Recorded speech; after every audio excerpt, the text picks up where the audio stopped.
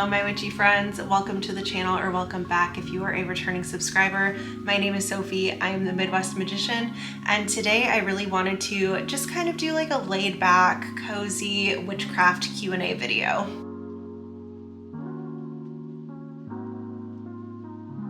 I did put up a post on my Patreon as well as on the community tab on my YouTube channel asking for your witchcraft questions. This is going to be totally casual and super chatty, so you can feel free to put this on in the background. There's nothing you have to visually see here. But if you do want to look at my face, that's totally welcome too. But with all that being said, let's go ahead and get into these questions. Patrons take priority here. I'm going to go ahead and pull up their questions. So the first question is, what put you on this witchy path, and where do you see this path taking you? What are you wanting to accomplish on this journey? So let's start with the first. What put you on this witchy path? So I'm going to be super stereotypical here, but it's a stereotype for a reason. I think a lot of us can relate to this, but growing up, there was always some kind of magical things happening. I was always very interested in things like fairies and aliens and ghosts and spooky things. So I really feel like I've always, from the beginning, just had kind of an interest in this realm. Growing up, my paternal grandmother was very witchy, and I feel like that influenced me in so many wonderful ways. She was a nurse and she did healing touch, which is basically the nurse's version of Reiki. Now that I'm trying to remember, I don't know whether she had gotten Reiki attunements, but I would not at all be surprised if she did.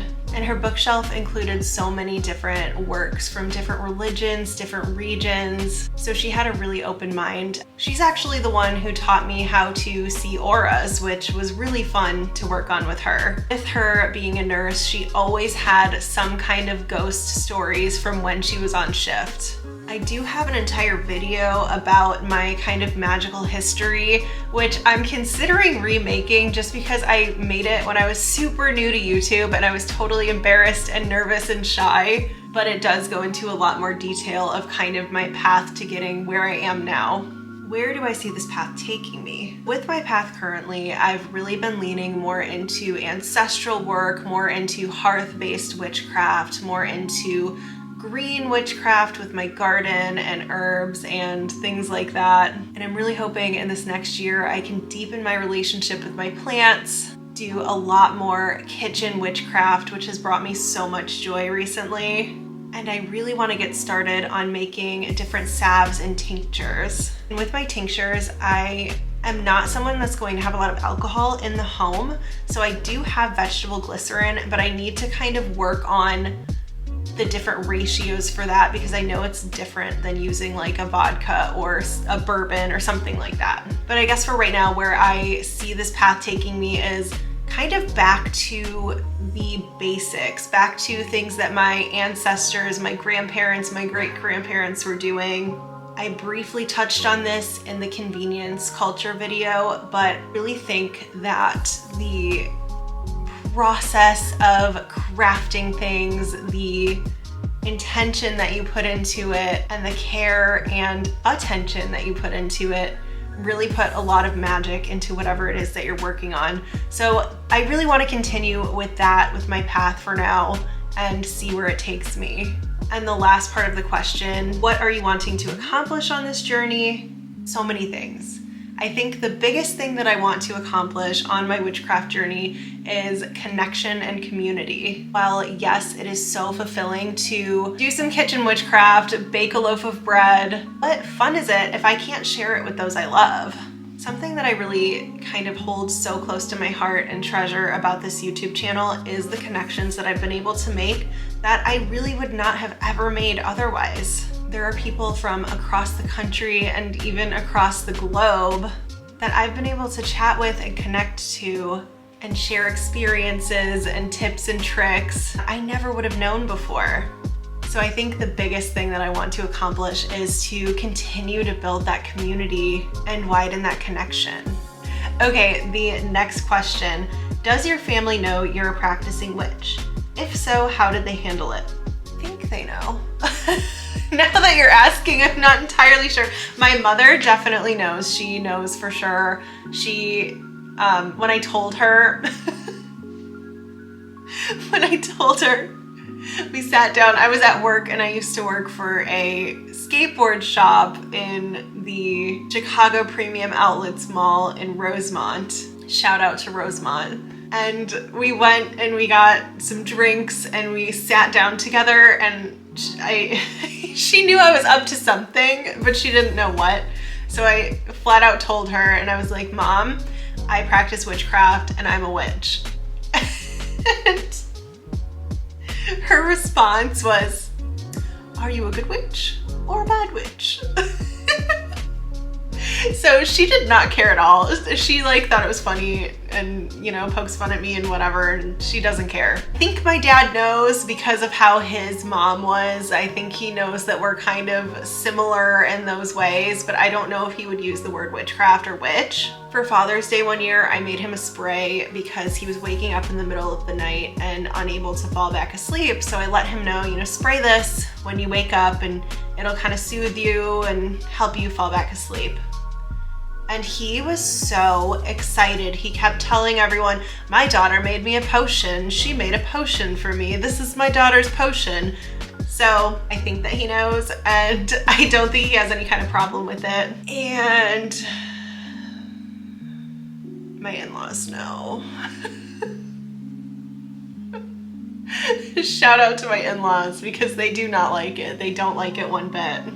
I shouldn't laugh because this was so like unkind towards me, but I had a very stern talking to from my mother-in-law about how I'm going to hell. Not everyone's gonna accept your lifestyle, you know. I'm very lucky that my immediate family is respectful of the things that I'm doing. My in-laws got to say their piece and whatever. I don't really care about their opinion as far as that is concerned. I'm gonna love them regardless. They can come visit whenever they want. But yeah, I think most of my family knows. Yeah, that's how my family reacted. This next question, this isn't necessarily witchy per se, but I'm going to Penhurst Paracon this year for the second year in a row. That sounds amazing, and I wish I was going too. I'm very into the paranormal. I was wondering if you have ever had any experiences. Yes, I have had quite a few paranormal experiences. I think that I'm going to make a kind of longer video talking about each one and release that sometime in the fall, probably like October for spooky season. But I definitely have had quite a few paranormal experiences going all the way down from when I was a child until, you know, present day today. And let you know one of the more recent ones from this house. So I had moved in 4th of July weekend. We had a lot of stuff to do right when we moved in here, so I didn't quite get to doing any kind of energy reset when I moved into the house. And that was my mistake. I really should have prioritized that kind of work, but I didn't. And I learned my lesson. So literally October 1st comes, and out of nowhere, the carbon monoxide detector in our garage starts going off like crazy. I'm like, why is it saying there's carbon monoxide out here? Nothing is running, the dryer's not on, and that's in the house anyways. There was really nothing in the garage that could have triggered this, but the previous owner's husband, before he passed away, the garage was his workshop. He worked on cars. He had a whole great setup, did a huge smoke cleanse and let them know, like, you can stay here, but you can't be messing with our stuff. You can visit the house, whatever. And it has not happened since. So hopefully they're happy with our presence here. We haven't really noticed them since then, but I did think that was super spooky that the minute the veil started thinning again, we had what I believe to be the previous owner of our home letting us know that he was here. But definitely I will be making a video talking about my paranormal experiences and releasing that sometime in the early fall. So keep an eye out for that. All right, the next Patreon question.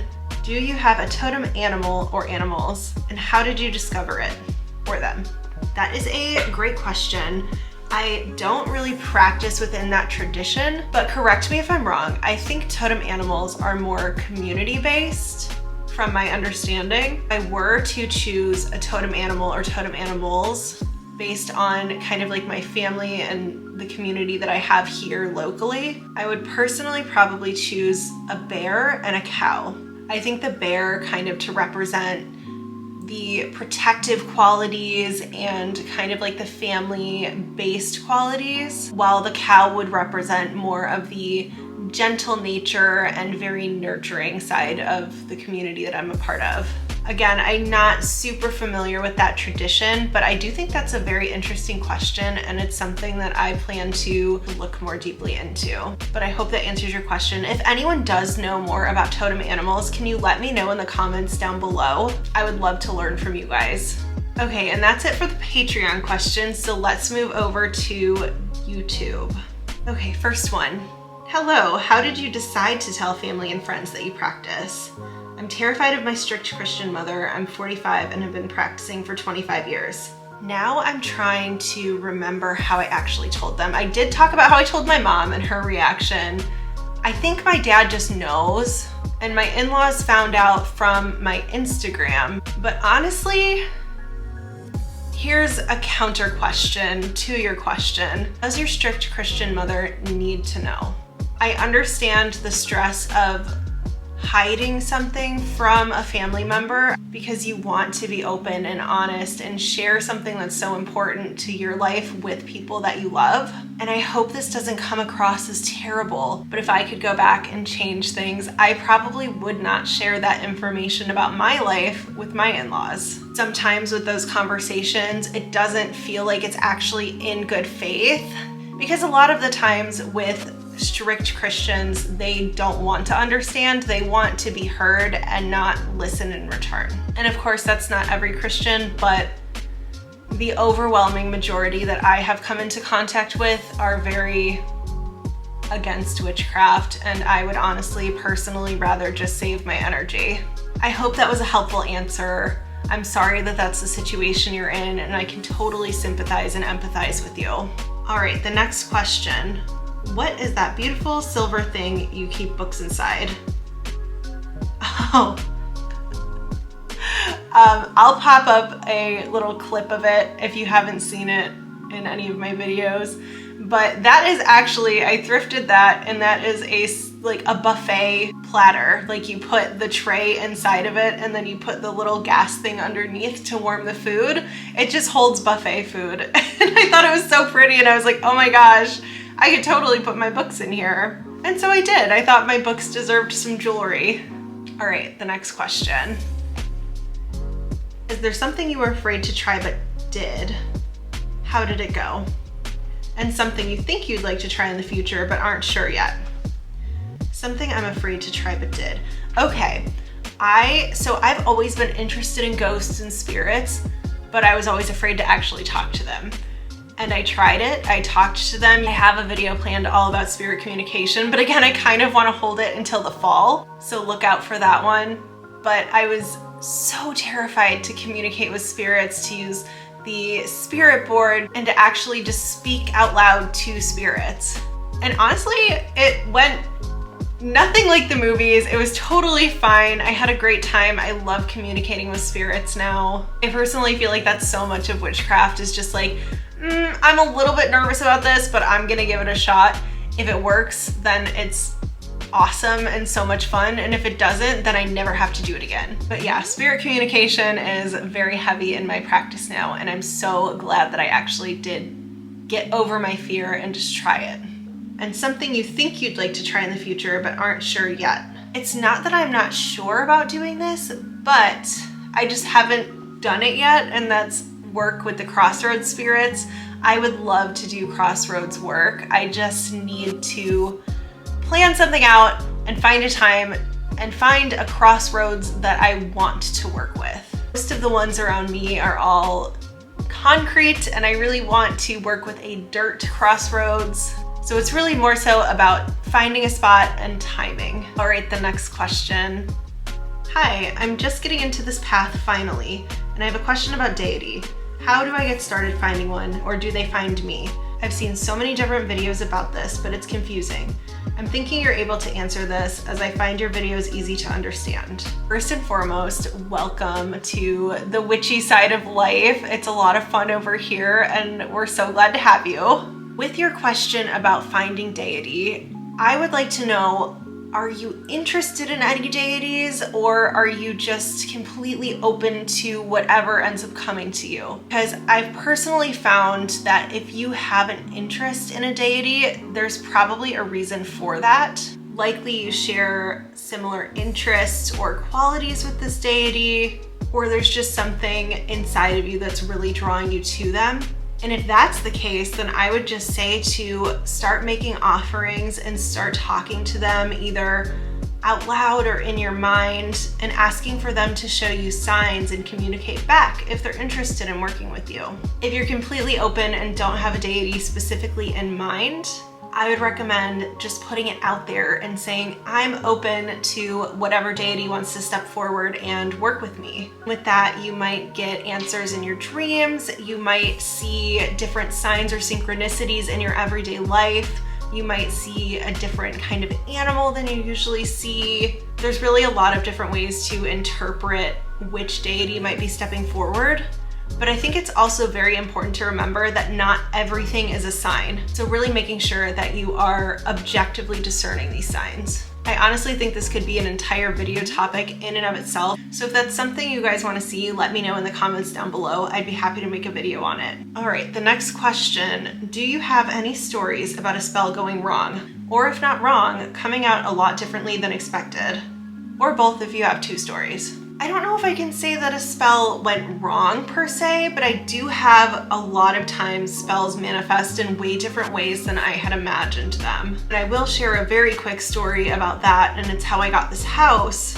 We had found another house in this same town, and we lived in this town before we moved to this house. There was one house that seemed absolutely perfect for us, and their seller just was not accepting our offers. We were the only one. We saw it before it was on the market. They didn't like that we had a contingency, blah, blah, blah, whatever. That house was stuck in my brain. And I was feeling so absolutely helpless. I had done a spell to trust the process to be able to let go, and I was not letting go at all. I kept holding on to the process. I kept trying to be in control of a situation that you can't really control. And I was feeling so defeated, and I finally went and I was like, I'm gonna take a shower. And in the shower, I just let it all out. I cried so hard. I was so upset. I was scared of the process. So I just let it all out and let everything go. And I was like, I give up on trying to control the situation. And as soon as I finished crying, I hear a knock on the bathroom door. And my husband comes in and he said, I just got off the phone with the realtor and she talked to the listing agent of the other house, and he has this house that I'm in now on the market, and she wants to go see it with us. And the rest is history. The stars all kind of aligned to get us to this point. But since I was holding on to the results of the spell, since I was holding on to the process, I was really hindering the magic from being able to work for me. So I think that's the best example I can think of. All right, next question. Traveling while witchy. When you travel, do you do little spells or go to places just to see if you can feel the energy or interact with local spirits? I love this question.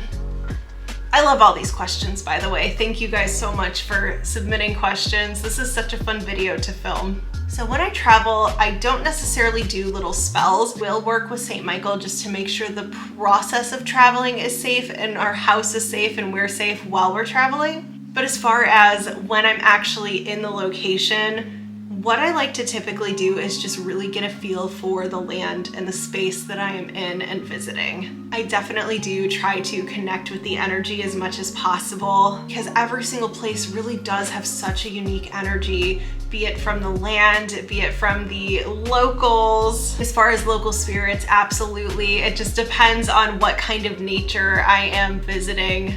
When we went to Salem, we decided to drive over to a beach called Dead Horse Beach. Not the prettiest name, but it's got some fun history to it. and we spent so much time, the tide was gone, so we spent so much time just exploring all of the sand, seeing if there was anything fun that we could find.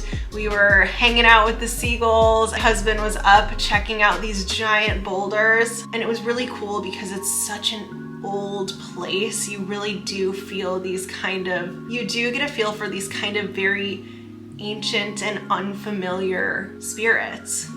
All right, the next question, what do you do when you're feeling down to bring you joy? My favorite things to do, whether I'm feeling down or not, but it always cheers me up, is to sit with my pets and give them love and attention, get myself a warm beverage. I love hot cacao. I don't like hot chocolate. It's way too sweet for me. I'm savory and bitter to the end. So hot cacao with some cinnamon, or a nice coffee with whipped cream on top, or just a nice like soothing floral and herbal tea. A combination of the pets, tea, and a book. Man, if you add my husband sitting with me to the mix, that's like the perfect day. So that's typically what I do to feel better. All right, the next question. I admire how much you thrift / reuse materials. Thank you, it's my favorite thing to do. What is your favorite item that you found or upcycled? Okay, so many, I don't even know how to narrow it down, but I will show you. I found this lamp, I'll put a clip in while I'm talking. I found this lamp and I was having such a horrible day at work, and I saw a billboard on the drive home. I had to drive home on 55, which is horrible. Driving home from the city on 55 is the worst ever. Anyways, I'm driving home on this highway and I see a billboard that just said something along the lines of "be happy." And I was like, okay, this has to be a sign. So I was like, I'm gonna leave the shitty mood in Chicago where the workday ended, and I'm gonna be happy, and I'm gonna go do something that makes me happy, and that's going to the thrift store. So I went to the thrift store and I found this amazing, incredible lamp. I don't know how nobody else took it. It was almost like it was waiting there for me. But it's just the power of a positive mindset, I think, brought me to this lamp. I could have been down in the dumps for the rest of the day and just gone home and been crabby, but instead I decided to choose joy and do something that would make me happy, and I ended up getting such an awesome result. My jaw hit the floor when I saw it at the store. So this has been my favorite find so far, but it's really hard to narrow it down because we just are always treasure hunting. Okay, next question. As a lifelong Michigander, an absolute lover of them, our crown jewels of the Great Lakes are a massive part of my practice. I love the Great Lakes as well, and also hello neighbor. What are some things that you do to bring your locality and spirit of place into your practice? This is an awesome question. I feel like the Midwest is so often overlooked because we don't have oceans or mountains, but you're right, we do have the Great Lakes. We have amazing stretches of land that seem endless. There are places that harness the energy of the wind, so I do like to include a lot of air elements into my practice just because I'm in the Windy City, you know what I mean? I really love to incorporate earth-based magic because the Midwest is so fertile and abundant with how much farming we do here. I don't know if you know this, but Illinois produces 90+% of the pumpkins for the entire rest of the country. So really incorporating a lot of local plant allies, and also just making a point to go to the nature that is around me.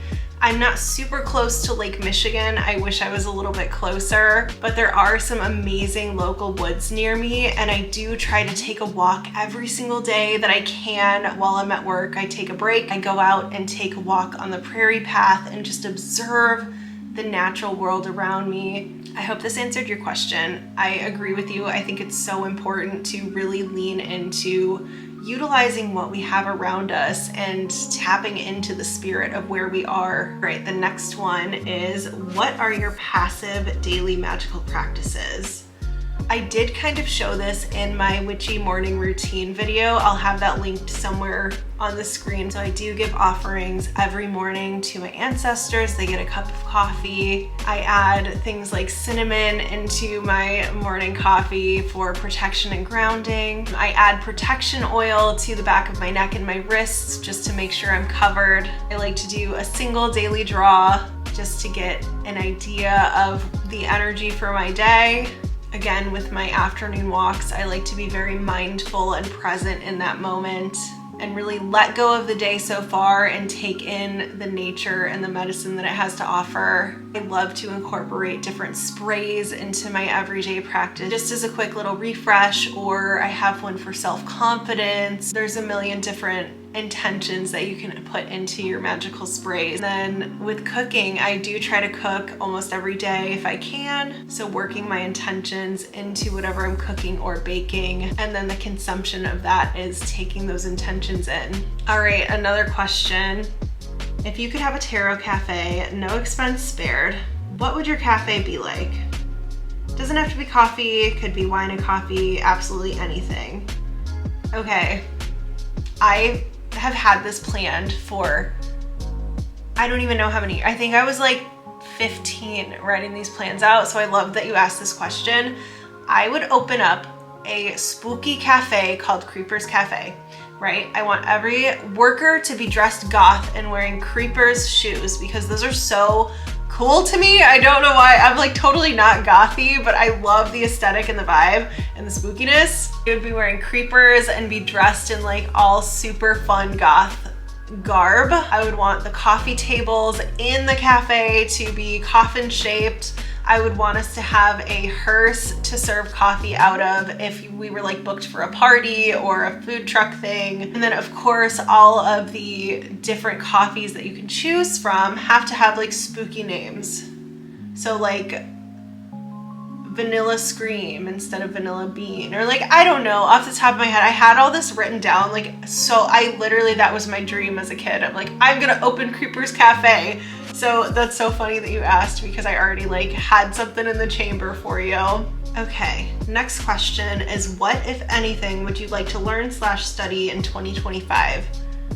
I do have a video talking about my New Year's goals, and then I also do have a video talking about the books I'm going to read, so I'll link both of those wherever they show up on the screen. But I really want to learn a lot more about Crossroads magic. It kind of ties into the question of like, what have you not done yet with your practice, or what are you holding off on for your practice? Crossroads. I want to work with the crossroads so bad, and I need to just go out and find a dirt crossroads that I want to work with.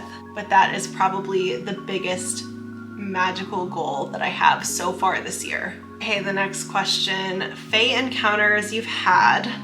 I have not had any fae encounters that I'm aware of.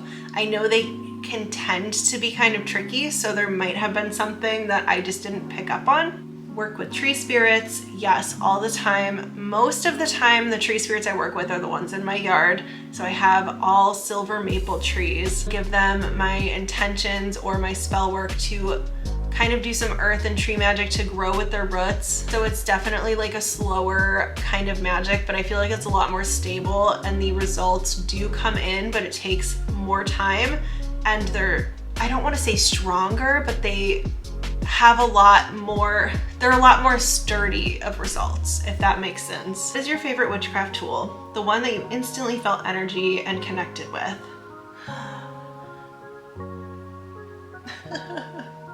I truly, oh no, I don't know. This is such a hard question because I really love my tools. Not that I don't need them, but I try to really intentionally curate things that are only going to work within my practice. I do have a video talking about my witchcraft tools. So I would say really anything within that video is going to be my go-to, and I will have that somewhere up here and into the description box as well. Okay, and the last question has nothing to do with witchcraft. It has to do with my hair. And it says, what products do you use to get your curls? Listen, I'm not proud of what I'm about to tell you. And if you are somebody who is passionate about hair care, if you are somebody that is a cosmetologist, you're probably gonna judge me. And I'm aware, and that's fine. You can judge me. I use the drugstore brand of Head & Shoulders as a shampoo. I use it as a face wash because I'm not bougie. When I find something that works well for me, I stick with it. My conditioner is just the lavender conditioner from Thrive Market. I got this question on Instagram too, and I feel so horrible when people ask me for hair tips, and I'm just like, I treat my hair not very good. I don't treat my hair well. If you are somebody who has curls or is trying to train your curls, my best pieces of advice are to omit heat entirely. I don't use any heat on my hair. I let this air dry. It takes forever and it sucks to wait for, but I air dry my hair every single time. And my next piece of advice is to condition the crap out of your hair. Like so much conditioner, I will put the conditioner in, do everything I have to do in the shower, wash the conditioner out, put more conditioner in, rinse it out a little bit, put a thin layer, and then just kind of get my hair wet, and then that's it. You have to keep your hair so conditioned, at least for my hair type. It's so prone to getting dry and frizzy that if I am not kind of like overdoing the conditioner, looks like my hair is just a big poof ball of dry, fried hair. I'm so sorry that that's my answer, is that I use drugstore products. I think that omitting heat and the over conditioning are probably my best tips to getting this look. But that is all of the questions. This was such a fun video to make. Thank you all so much for submitting your questions. I feel like these were so thoughtful and intentional. I really appreciate each and every one of you who asked a question. I hope my answers did your questions justice, and I hope you were at least entertained by this video. If you made it to the end of the video, can you leave a little boat emoji to represent Lake Michigan that we talked about? Thank you so much for being here. Thank you so much for spending time with me, and I will see you guys very soon in the next video. Bye.